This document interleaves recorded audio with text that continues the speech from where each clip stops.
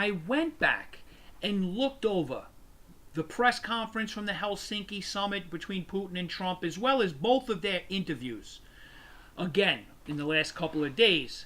And a few things jumped out at me as glaring omissions from mainstream media coverage. The first and largest thing that jumped out at me that I cannot believe is being overlooked is that Russia signed on basically in Helsinki to become one of North Korea's security guarantors for their nuclear deregulations or dismantling.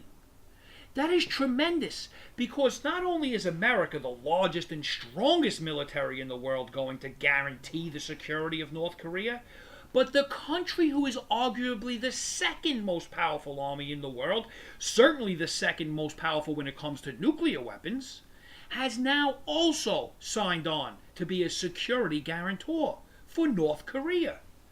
If we can get China to come in as a guarantor as well, this will certainly help get North Korea to denuclearize, and more importantly, feel safe in doing so. Also, what the mainstream media and Americans in general have forgotten about the Russian-America relationship over history is that it was Russia that helped America and our allies defeat Nazi Germany more than any other country during World War II. So it is definitely in America's best interest to have a good relationship with Russia. In fact, it is worth it to try and advance the Russian-American relationship to the point where, like China now, Russia depends on America for economic reasons. If we become their largest exporter and we take in a tremendous amount of their economic materials, their products, which gives American dollars into the Russian economy, which they desperately need, in the future, it makes it that much more difficult to break that relationship, to go all the way to war.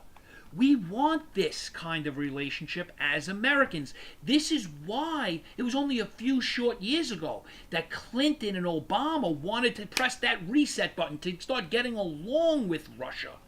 There is tremendous benefits for not only Americans, but the world, for America and Russia to get along. What this also does, defensively, for America, is secures our future, and here's how.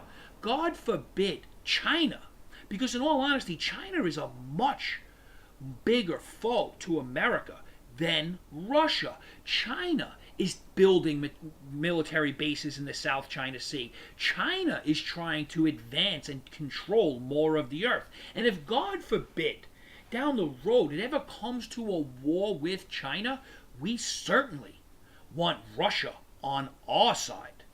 We couple that with India, which is another country with 1 billion plus people that are definite allies of America. We're talking about a 3-front war instead of a single-front war. Worst case scenario, China and Russia joining up against America and its allies. Think, people. Think. Just add this. The mainstream media has been on a relentless attack against Donald Trump since this Helsinki meeting, including the fact that Donald Trump made a meeting for October where Vladimir Putin will come to the White House. This is genius. Donald Trump made something out of nothing, something important out of nothing, because by making the meeting in the White House, now Russia and Vladimir Putin have a huge incentive not to meddle in the 2018 elections that are happening in November.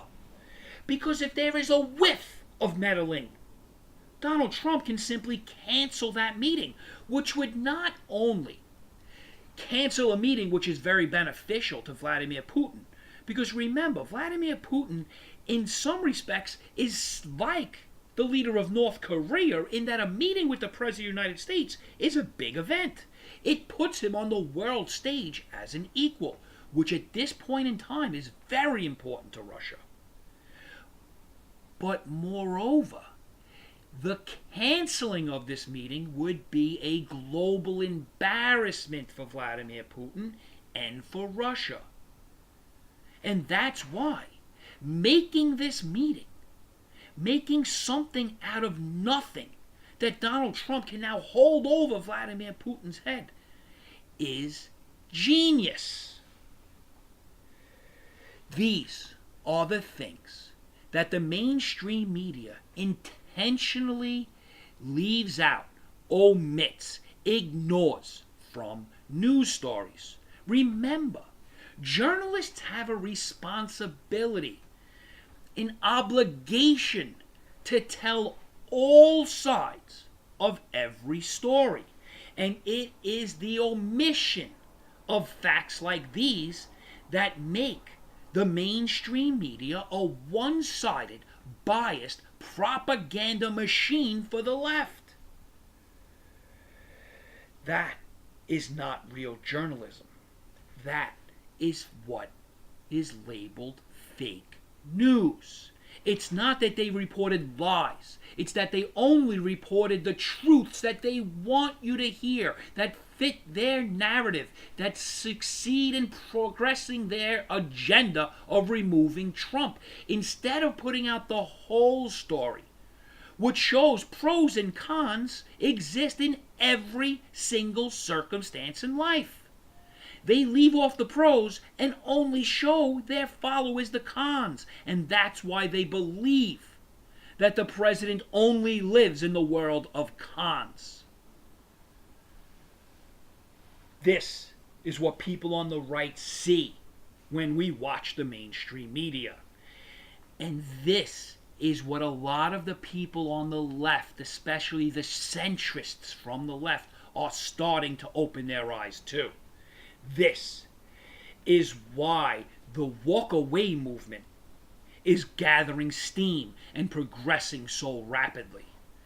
I hope that movement continues to grow here in America and eventually goes worldwide.